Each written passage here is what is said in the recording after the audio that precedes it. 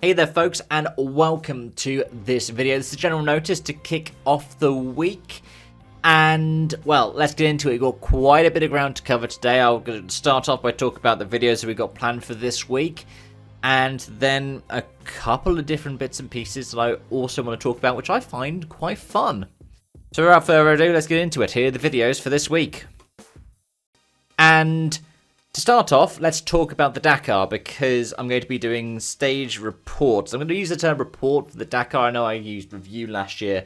It's just so I can see how the use of terminology affects it.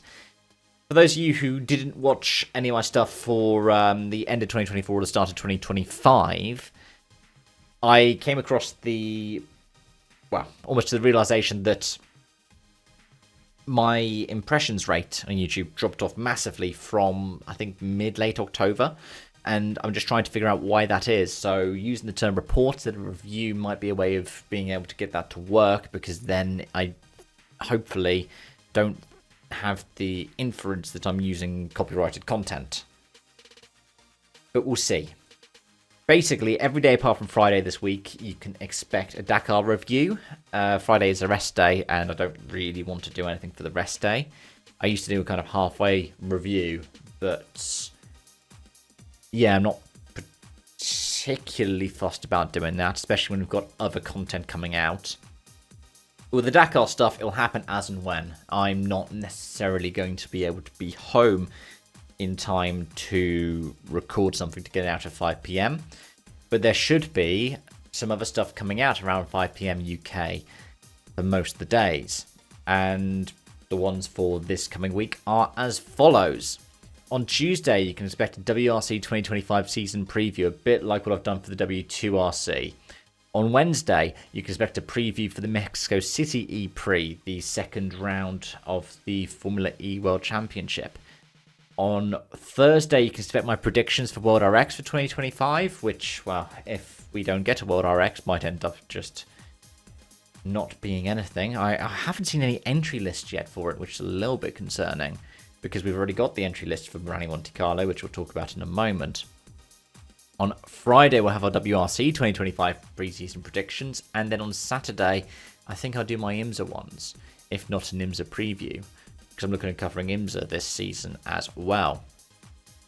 Then Sunday, we will have the review for the Mexico City E-Prix before the next general notice next Monday. But without further ado, let's get into the articles. And the first one is to do with endurance racing, because the Dubai 24-hour means that circuit racing is back in style this weekend. Not only do we have that Formula E, we have the return of endurance racing with the Dubai 24 Hours.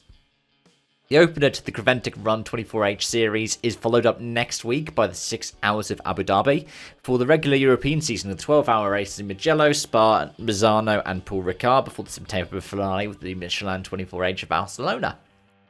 But because this series isn't FIA sanctioned, it has some weird eccentricities. For example, the number 7 GT3 entry is an all-Russian team entered by SMP Racing, who are recorded as German for some reason. Their drivers include former F1 drivers Sergei Sirotkin and Vitaly Petrov, as well as former F3 driver Alexander Smolyar. Another utterly fantastic thing about this is the GTX class, which hosts GT2s but often has some more experimental cars. The headline of this for the 24 hours this year is the Graf Racing entered Rossa LMGT, which has drivers that include Harrison Newey and Nikita Mazepin. Other drivers you might recognise include Nico Prost in GT4, son of Alain Prost and former Formula E racer in his own right, and BTCC driver and WTCC champion Rob Huff behind the wheel of a Team Parker Racing entered Bentley Continental GT3, which we don't see in the IGCT. Don't think we've seen it for years. However, the car I'm watching most is the number 969 Proton Huber Competition GT3. The Porsche has 3 Finns with their entry, the top on that list being Kolarov and Pera. The 2-time World Rally champion ran in a Porsche Cup Benelux last season with Huber, saying that his circuit racing adventures helped him develop new skills for rallying for his full-time return this season. You can watch the entire series on YouTube. It's linked in the description section down below. And if there's enough interest, I might do a race report on it at some point too. But speaking of events with Carlo Rompero in them, the WRC's season opening Rally Monte Carlo's entry list just got published over the weekend, with a full list of 70 entries released to the public. But why do I say full list? Well, because the WRC's Crown Jewel event has a limit on how many cars can enter. But why would this event, that's the WRC's Crown Jewel, do this? Because Rally Monte Carlo has always done things a bit differently. It's said the reason why they used to do this is because of space for the cars to park in Monte Carlo, which is why they used to disqualify perfectly fine cars from the event just before the final day. However, the Monte has had other unique rules before, much like with Monaco's F1 race. One of these was to do with the Super Rally rule, which allows cars that retire from one-day stages to start the next day if it can be fixed. Though they did eventually relent on that in 2015.